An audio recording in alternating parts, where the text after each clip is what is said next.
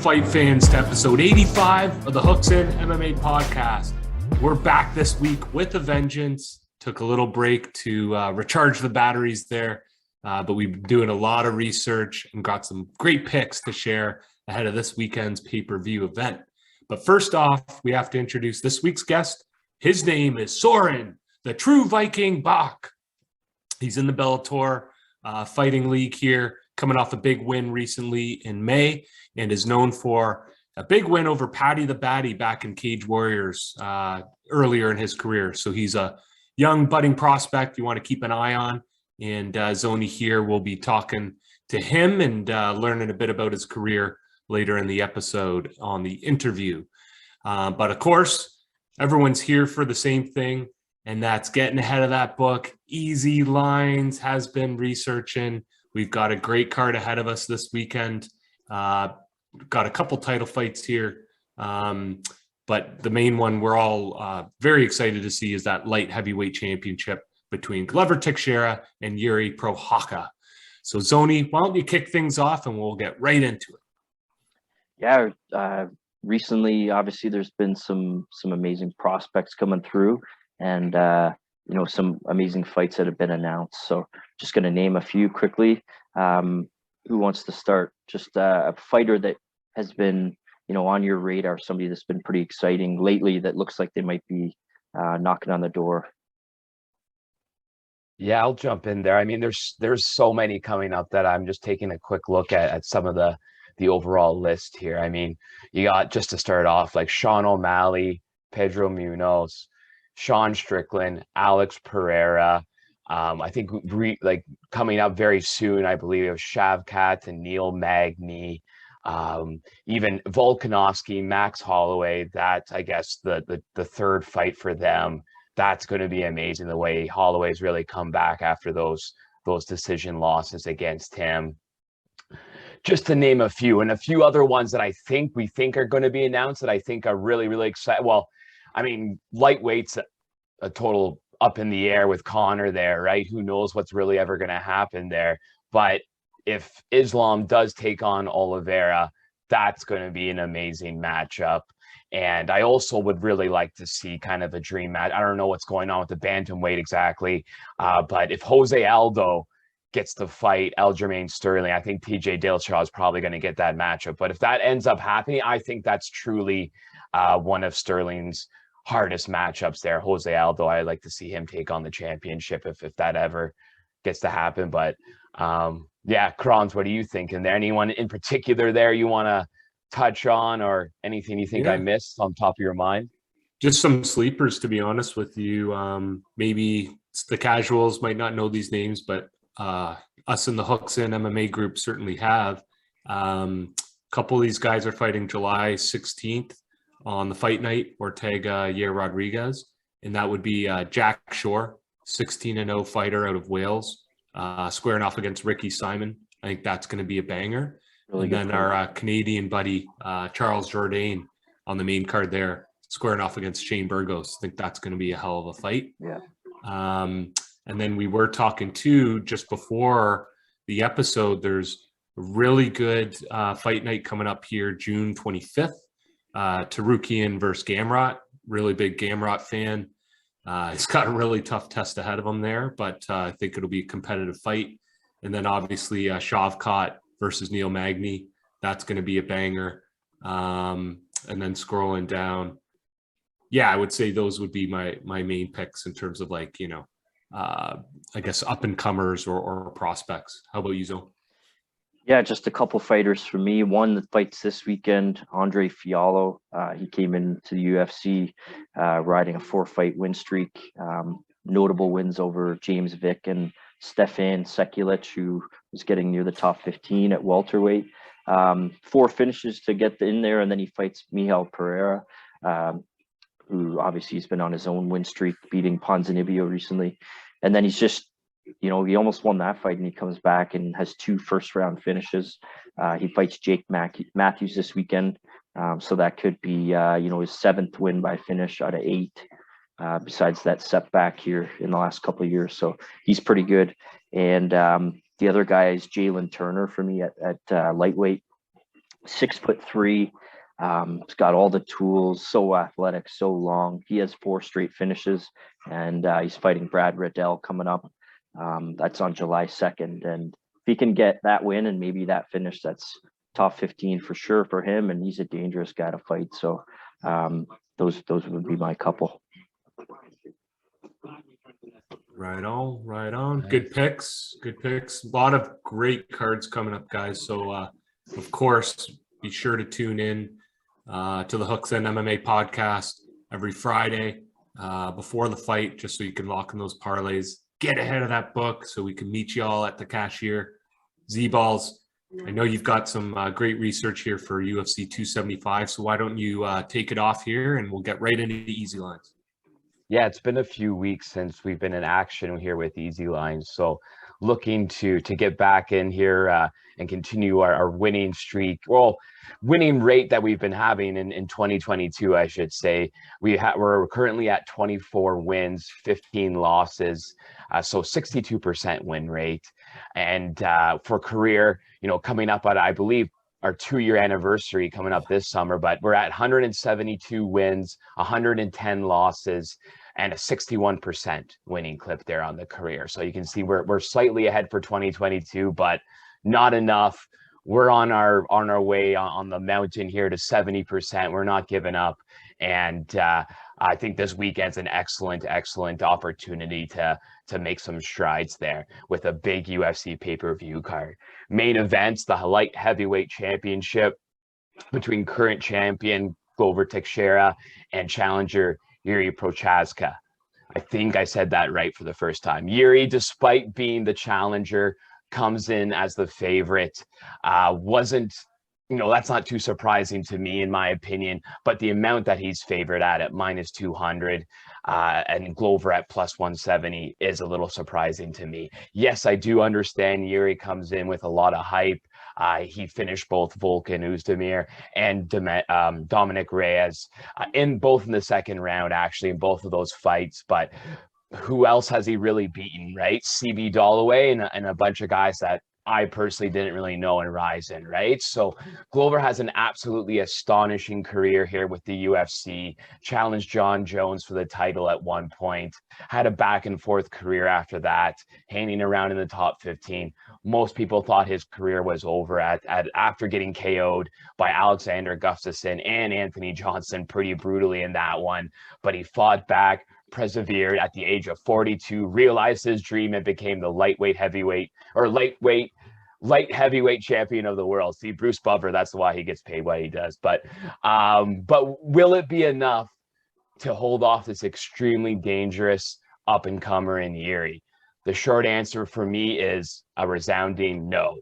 I am taking Yuri to win this fight, although I do not love the price at minus 200. It seems a little steep for a guy that hasn't been tested much on the ground, right? Really is what it comes down to here with Glover. Yes, he's obviously younger, more agile, more speed, or certainly faster, probably more power as well, although that maybe can be argued, but that hasn't mattered in any of Glover's recent fights, right? He's finished Jan Blachowicz, finished Diego Santos, Anthony Smith in his last 3 fights. These are traditional physical attributes Glover has mitigated before. Extremely high fight IQ and basically unbeatable jiu-jitsu techniques has left guys with few options on the ground when he's been able to get them there, right? Yuri only 2 opponents in the UFC, although very high level, are not known for their ground game.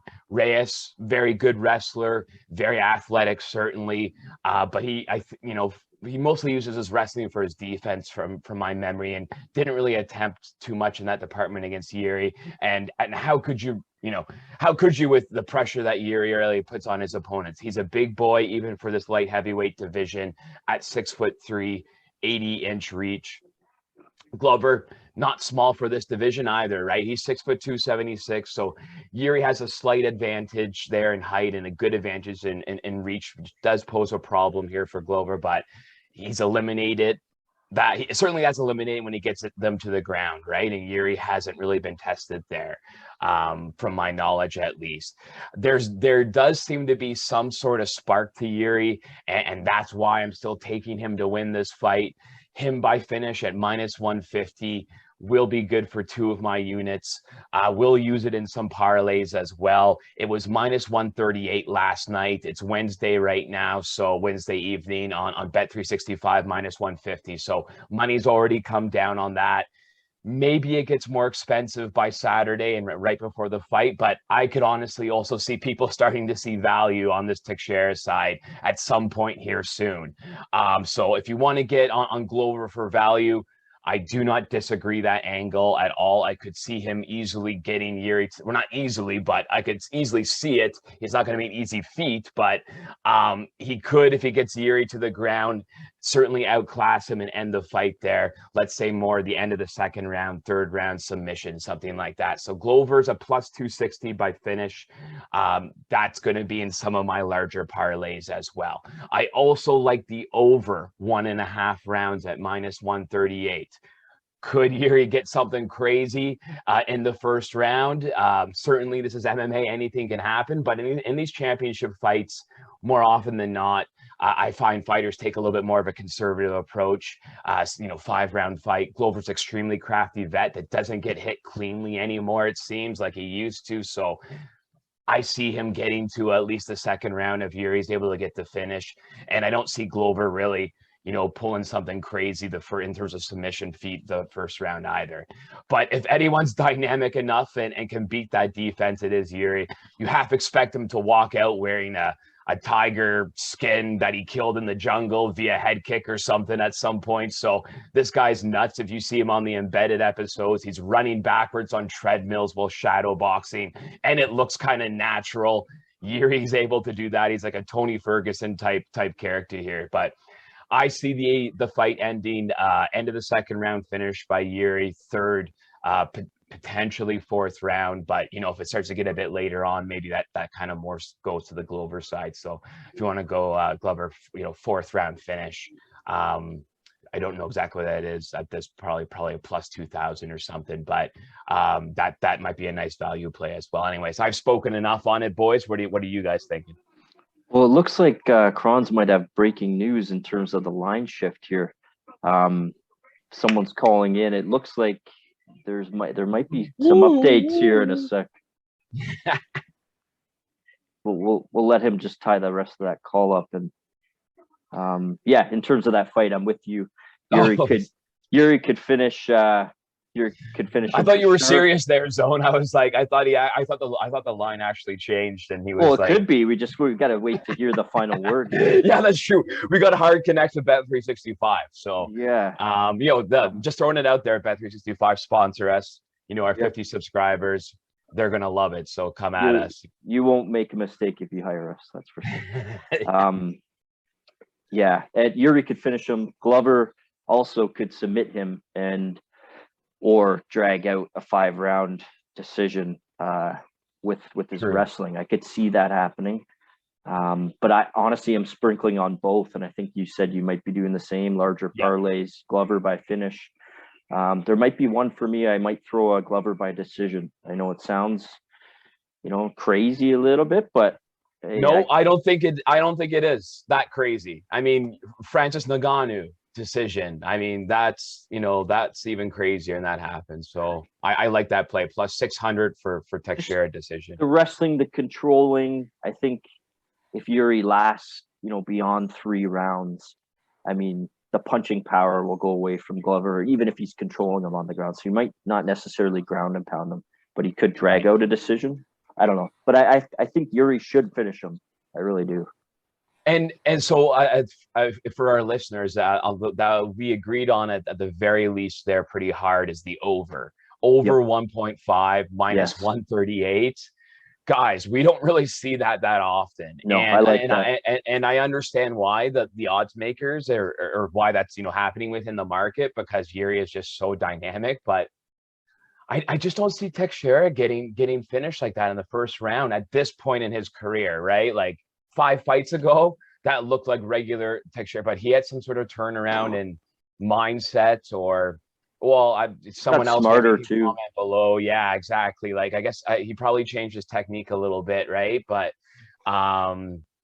yeah, he just doesn't get hit clean, right? Like, obviously, if you get hit clean, you're gonna get knocked, especially at these divisions, right? At these heavier weight divisions. But if you're not getting hit clean, man, you're good. Like, you're gonna be in there, and I think he's gonna be you're gonna release a couple rounds. Okay, that's at least what we're saying. And over 1.5 at minus 138, that means it's only got to happen 55% of the time, 60% of the time in order to make this bet worth it. And I think it happens more than, I think it's more like 80%, 75% type of thing. So I agree.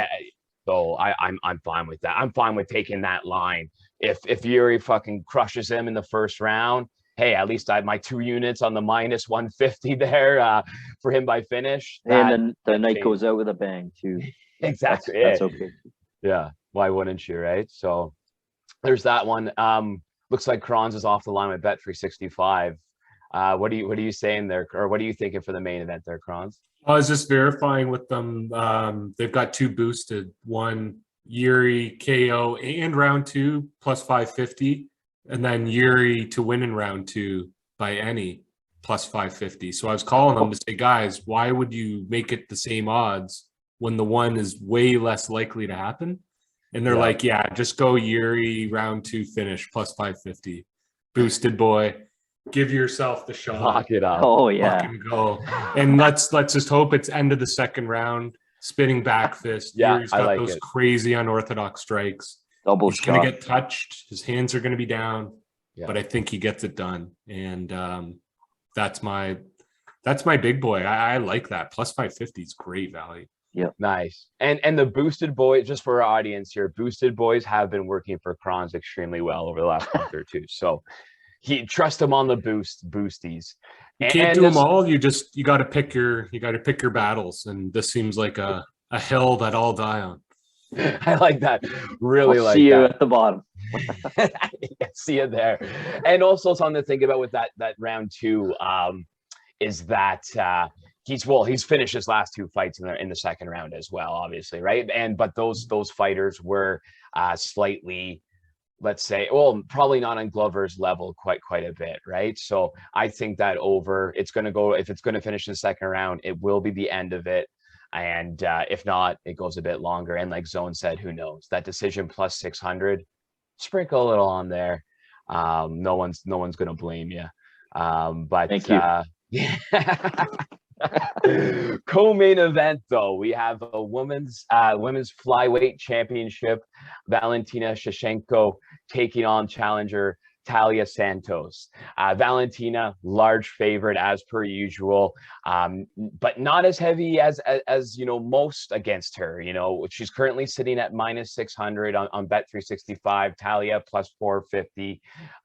Talia will have an inch reach advantage, 1 inch height advantage, 2 inch reach advantage. So that will pose some problems for Valentina, but she's fought bigger gals before, and Amanda Nunes, Holly Holm. So nothing she's really hasn't seen before. Talia's speed at this weight class, though, I think may surprise Valentina a bit. She's more athletic than the people that Valentina's fought at this division so far. More than Lauren Murphy, more than Jennifer Maia. Talia's punching speed strong for this division. She has a good amount of output as well. Even to finish Joanne Calderwood via submission her last fight. So she snuck that rear naked choke very quickly, very slick with that as well. So that's where really the difference comes in here, though. The experience level, as Valentina hasn't really faced a murderer's row exactly at the 125 division, but she has fought the best of the best women out there in her career. Currently, with Nunes and Holly Holm, already mentioned, she has victories over Joanna, finished Jessica Andrade just a year ago, armbarred Juliana Pena, who's the current bantamweight champ, right? So the only thing that's tough to call here for me is, you know, how's Valentina get this win? Bet365 has the finish at +120, decision at +120 as well, so dead even there. I'm leaning on the decision here. My gut tells me Talia is going to be a little bit of a tough nut to crack for Valentina. She's never been finished, only has one loss. That's a split decision. Yes, Valentina has finished 5 of her last 8 victories. So history would say lean on the finish for this fight, but I feel Talia is very well-rounded. As I said, more athletic than the people that she's faced at this division. Andrade is very athletic, but she's literally 5'0". Like, Valentina basically bullied her at this weight class. So, you know, I see Talia be aiming to stay on the outside. She's an excellent Muay Thai fighter as well as Valentina. So, Valentina decision +120 is my personal play here. But yeah, what are you boys thinking? At the start of 2022, did like a predictions hooks in segment and said that Taila Santos was going to lose a really close decision to Valentina Shevchenko. It's happening, and it could happen this weekend, and it might happen, but I'm going to be putting 100 units on Taila Santos this weekend. Oh, no. Here we go. I love it. You know what? I really like her style against Bullet. And the Bullet has something, you know, that's coming. Sorry to interrupt you there, Kronz, but yeah, no, I feel you though. It's going to come at one point for Valentina, right? Just when is it? But anyways, yeah, sorry, jump in there, Kronz. Oh, I was just going to say I'm fading this one personally. I don't like either because there's no value on Bullet. There is value on Santos, but I'm not convinced she can get it done. So I'm just gonna watch and eat some popcorn. I'll be spilling mine everywhere. Exactly. But yeah, let's see. So Santos finish +900, decision +900. Like, so Zone, what are you thinking? Like a decision, a close decision, you said then by Santos? You're more leaning on, you think?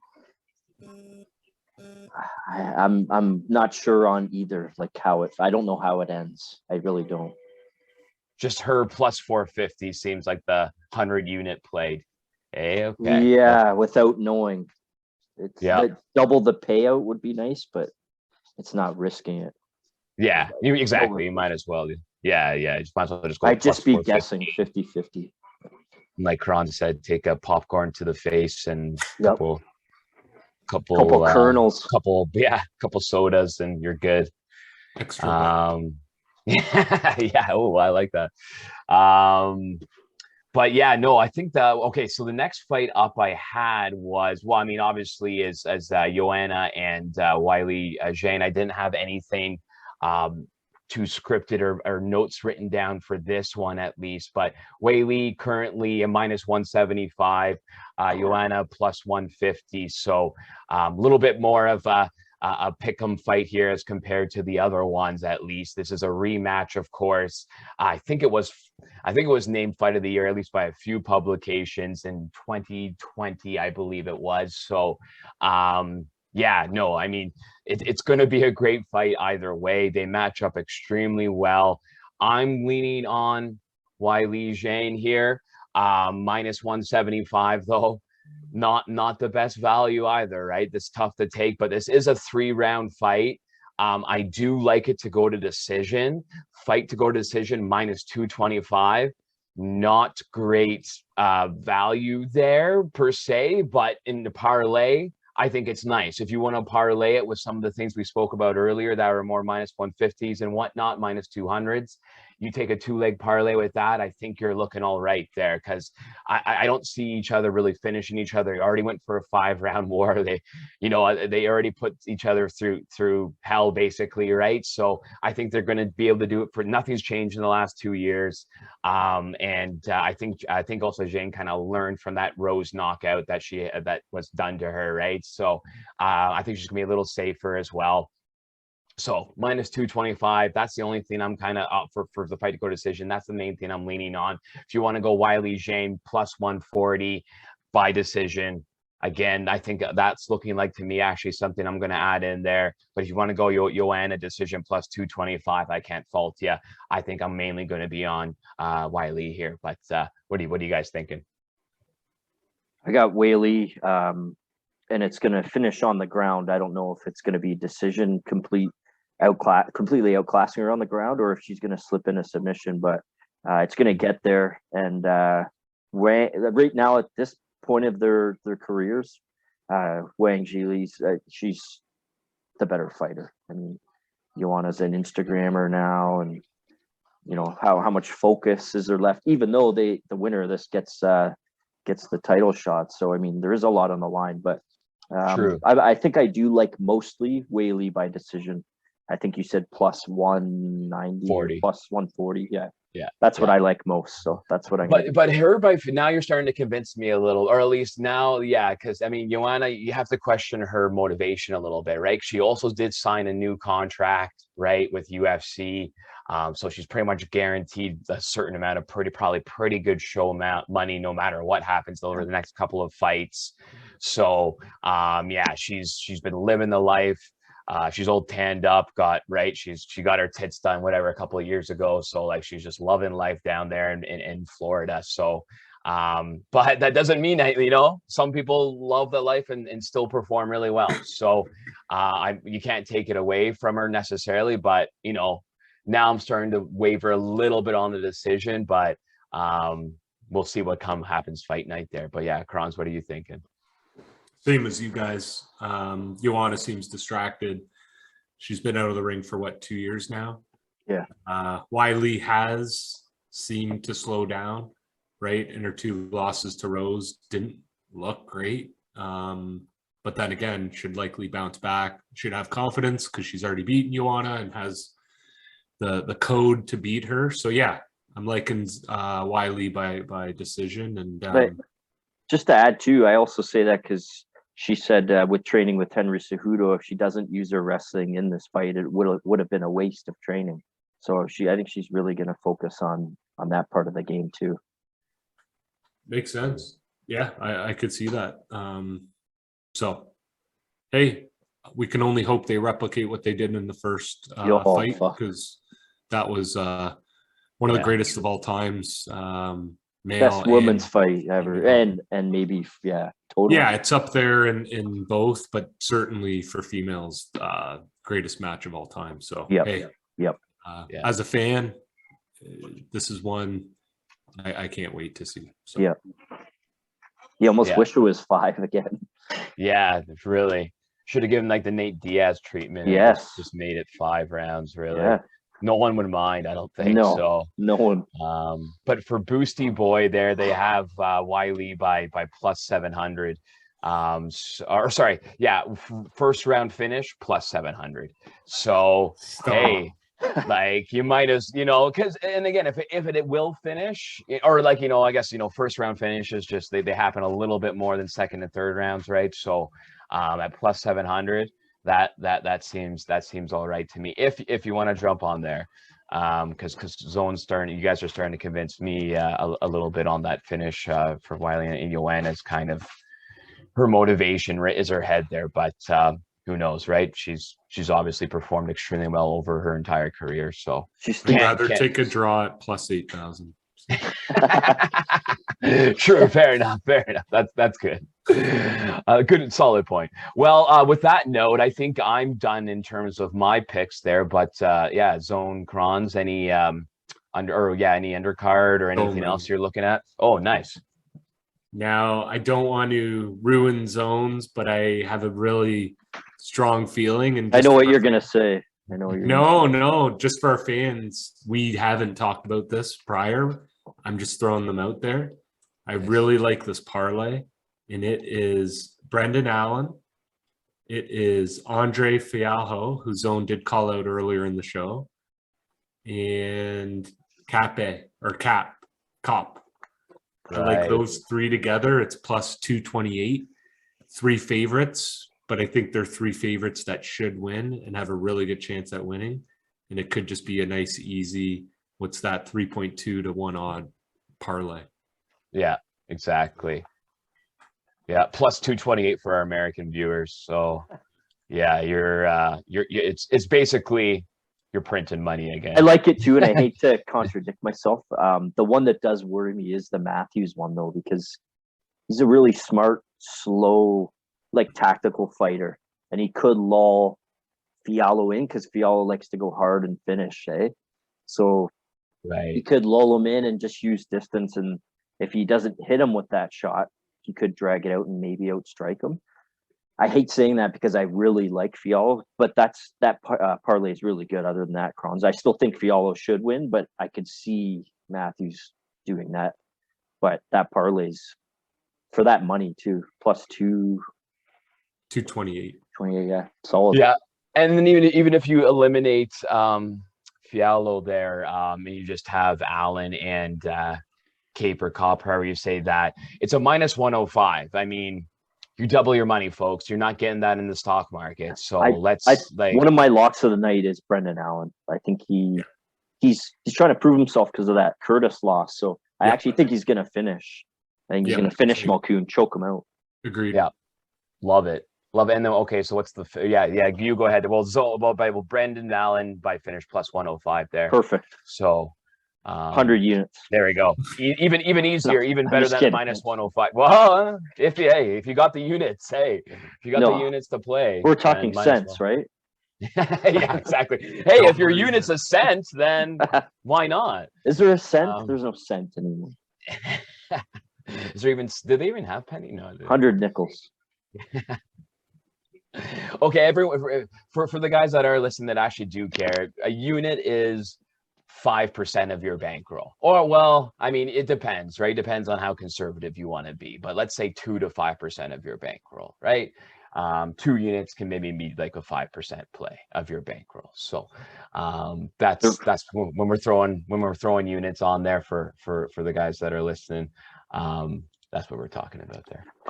So one other place. I also really like the second fight of the night, Silvana Gomez Juarez. I think just the money line, minus 150. Not sure how it ends. She could submit her maybe, but I like the money line play to be parlay with something else. Potentially, a gentleman, I think he's Chinese.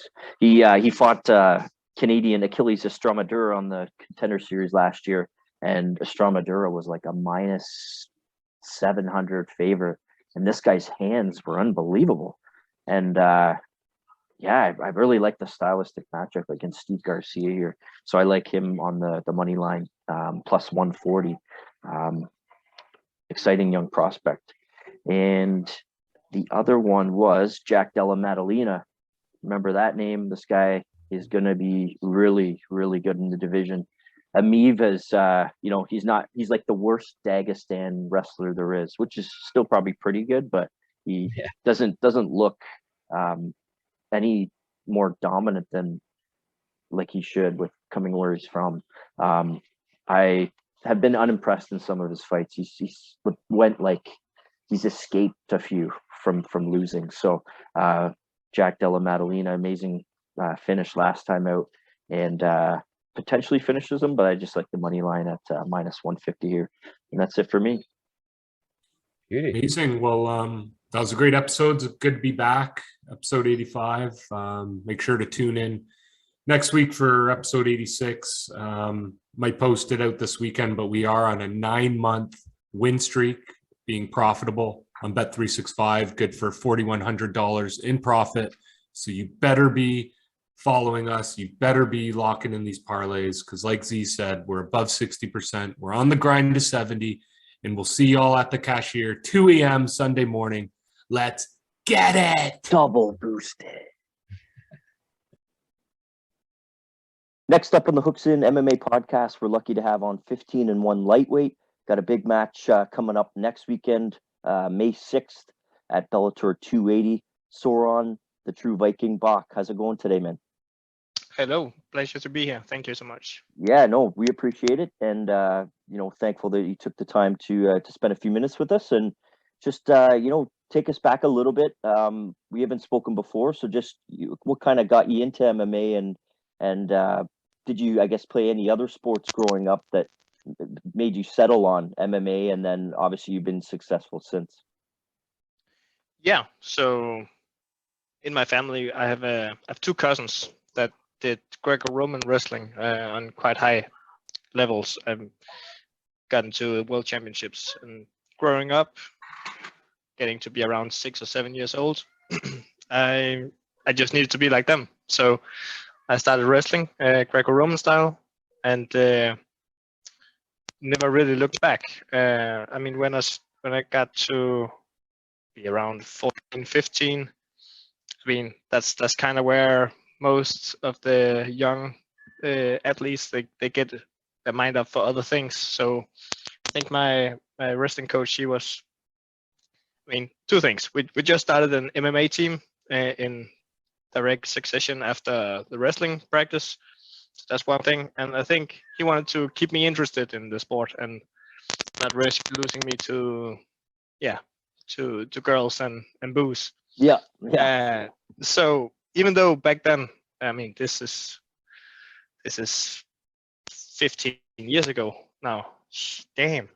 Back then we had an age requirement of 18 to get on the team of MMA.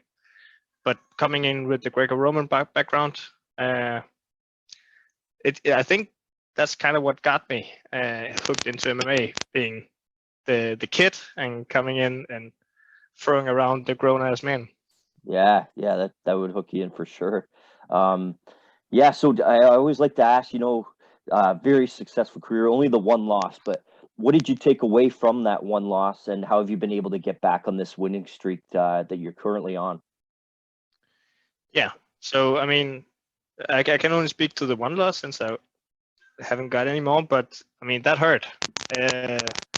Coming off, I believe I had 6 or 7 successions wins in pro MMA back to back, and we didn't expect to lose to Alexei Mantikivi, but I guess we kind of strayed a little bit too far from core aspects, and we stood up with him instead of taking him down, and I felt like it was going good, but next thing I know, I'm on the ground, getting back up and getting taken down again, and getting punched to the ground. Then Mark Goddard had seen enough, so he stopped the fight.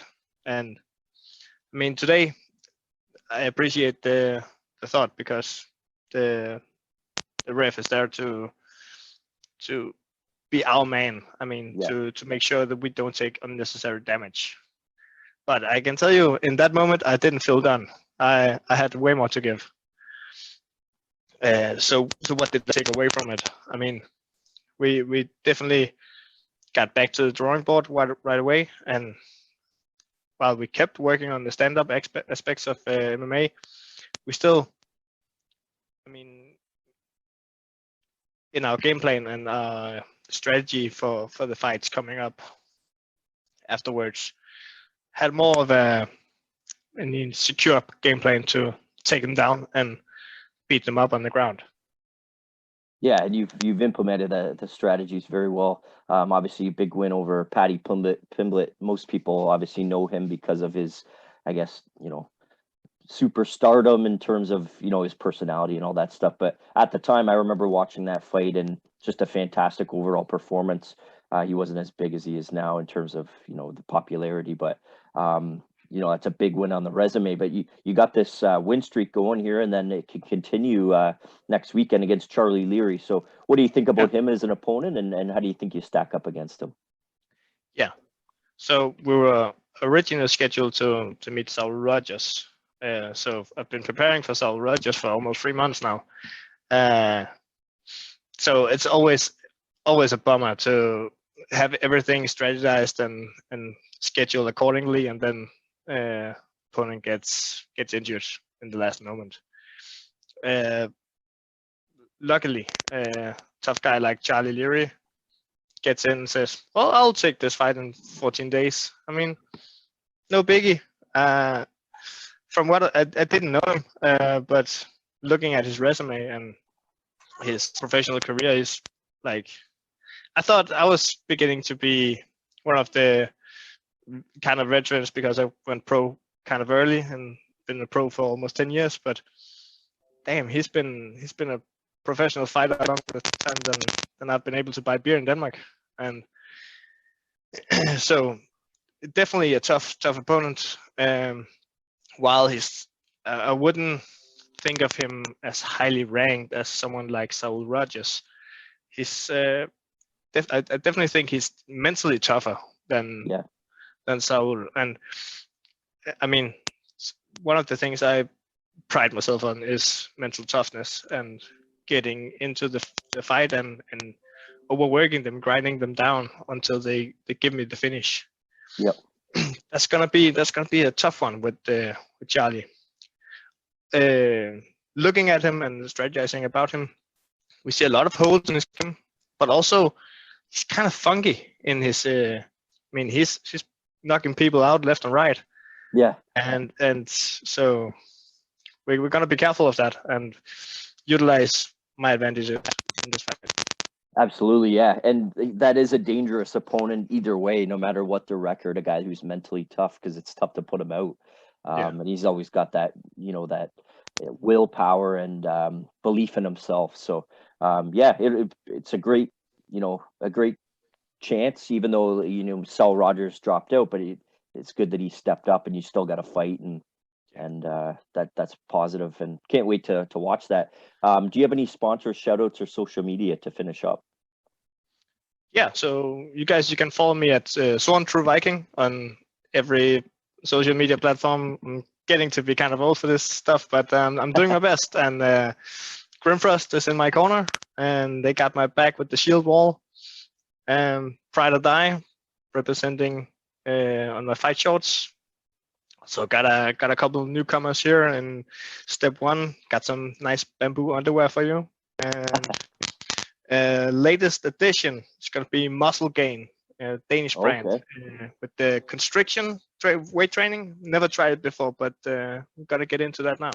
Yeah, that's fantastic. So next weekend, May 6th, Bellator 280. Really looking forward to that and watching your performance and getting that win streak up, and hopefully you're climbing the ranks here, and we'll get an even bigger fight next. But obviously you never want to look past the fight that's coming up. So we really want to appreciate your time here, and thank you so much, Soren Bach. This is Hooks in MMA. Thanks so much, bro. Thank you.